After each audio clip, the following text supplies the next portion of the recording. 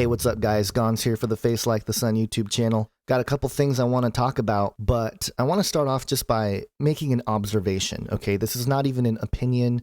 It's just an observation. It could be a biased observation because we're in the month of September and we just had September 11th and, you know, the strange happenings of Mecca. 104 people killed in that strange accident with the crane. And, you know, is there some sort of supernatural sign there? Is it God's judgment? I don't know. But the observation I want to make is that it feels like, and maybe this is, again, just a bias, it feels like there's a lot of stories in the news trending and things like that that have to do with death recently. And I'm not going to go through the list of stories in detail or anything, but if you go down to the description section of this video, I have tons of links that talk about all the deaths. One thing that wasn't really reported too much in the West here is India gas cylinder blast death. 104 people killed in a blast in India. And there's two conflicting stories. One that says it's an accident, another one that says it's a conspiracy. So there you have it. You know, it's nothing new in terms of the news reporting these things as a conspiracy. But there are other stories as well. Islamic school collapsed, 10 kids died from that.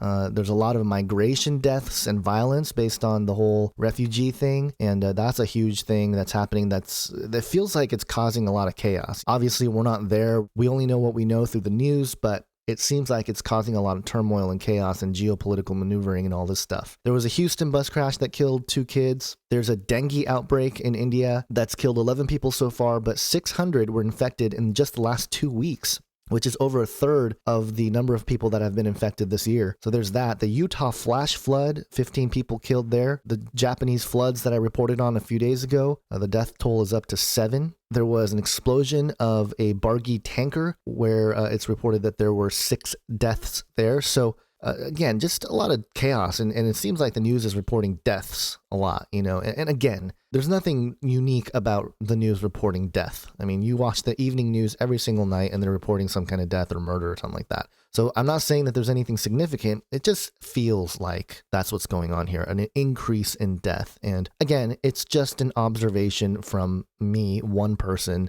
Let me know what you think. You know, is it just something that I'm crazy and, you know, I didn't get enough sleep and I'm just seeing things, or is something else going on? But the main thing I wanted to talk about is a couple of stories converging in one place here. Today, it was reported ISIS-inspired teen Lisa Borch jailed over mom's stabbing death. And the story is that when she was 15, this was October 2014, a year ago, she was inspired, or at least, you know, somehow possessed or something, from watching ISIS beheading videos, and she stabbed her mom to death. And she had an Islamic boyfriend, a 29-year-old, and I believe he is sentenced to 13 years in prison. So this is a very interesting development. You know, it reminds us of the Black Awakening in some way, but also, you know, what sorts of triggers might these beheading videos have within them? You know, a lot of people talked about, oh, they're fake and all this stuff. Based on what we know with MK Ultra and all that, it's entirely possible that there are, you know, hidden triggers and certain things that were meant to be seen by the masses. And there's definitely an agenda behind that. So that's that story. And again, this was over a year ago, but it was interesting that it was reported today. The other report concerning ISIS was something that was published on Newsweek. ISIS were killing 1,000 fighters a month.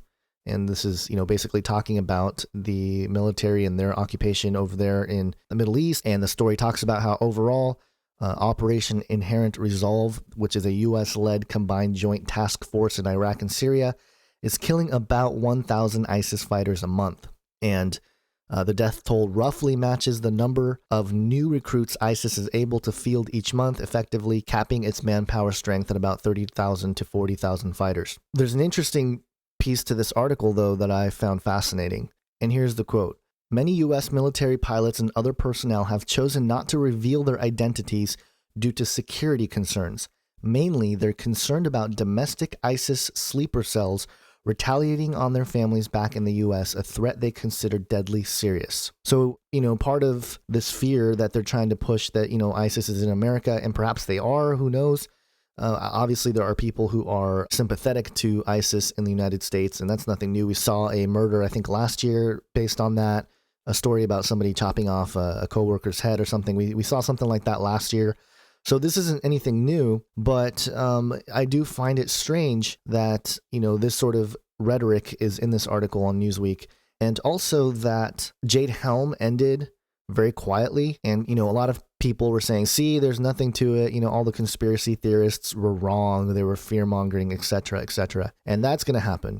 That's definitely part of the design to make conspiracy theorists look crazy. That's the whole agenda for the media, trying to combat all the alternative media sources that, hit close to home. Now, I think there's a balance. I think, with alternative media, obviously, it tends to report a little bit more of the truth in some regard, but then, the deep end and sort of the off the cliff kind of stuff goes way off the cliff, in my opinion. So we have to kind of find a balance with that. But I bring all this up also because there was a story that came out yesterday that seems to converge with all this, and it was reported by ABC News.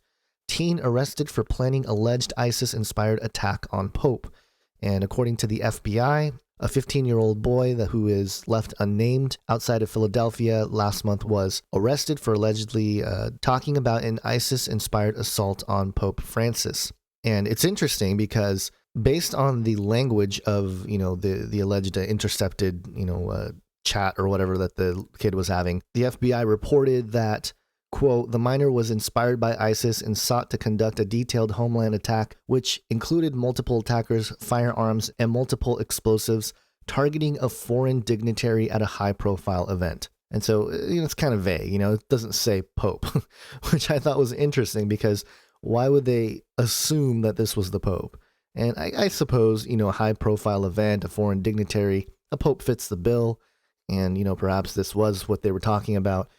But it's just strange. I find it interesting that they would jump to the conclusion that it's the Pope and that ISIS-inspired terrorists domestically, even though he's young, are a threat. And, perhaps this will be addressed in some way at the event when Pope Francis comes next week to do his thing. But what I want to sort of drill it down to and sort of talk to you about is something that occurs in the book of Revelation, chapter 13. And specifically in verse 3, it talks about how John saw one of the heads of the beast getting a mortal wound, and that mortal wound being healed. The KJV says this, and I saw one of his heads as it were wounded to death, and his deadly wound was healed, and all the world wondered after the beast. And so, a lot of speculation that's been surrounding this and what it looks like. And one of the theories that's out there is that the mortal head wound, the head that was wounded to death, is something like a attack, like a presidential assassination attempt, that sort of thing. And that's definitely possible. And so that's what it reminded me of when I read the story. Now, keep in mind, I'm not saying the Pope is the Antichrist. I don't think he is, unless, certain things take place in the next few years or whatever. He hasn't really fit the profile for the Antichrist that the Bible outlines. He has hints of what appear to be somewhat of what the false prophet will do. But again, that's just my opinion. I know some of you guys differ on that opinion, which is fine. But the other part of it is the technology angle.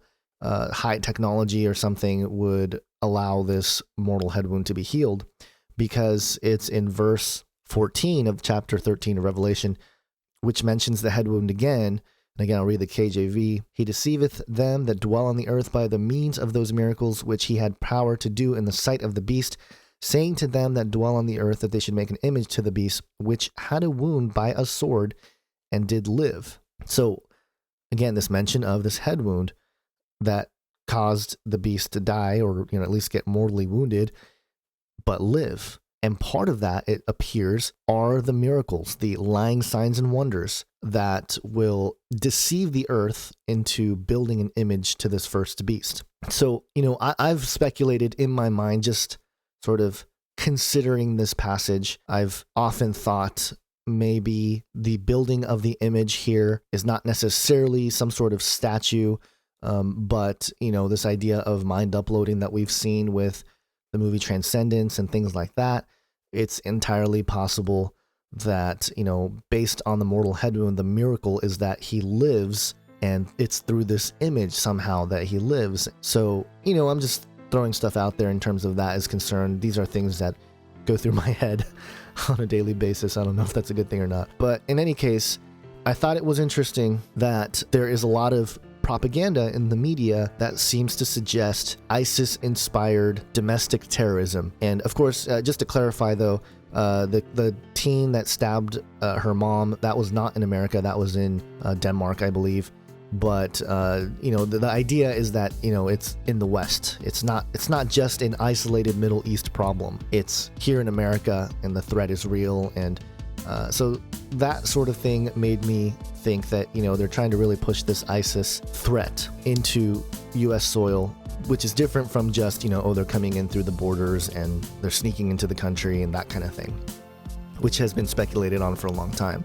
I think this sort of report is a different level of threat because it's homegrown. It causes strife and division. It causes a certain level of nationalism, U.S. exceptionalism, that sort of thing.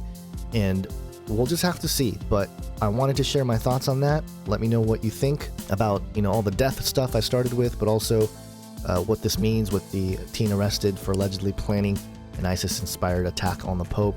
And what are your thoughts on Revelation 13 there in the mortal head wound? What do you think it is? Do you think it's Nimrod? Some people say it's Nimrod.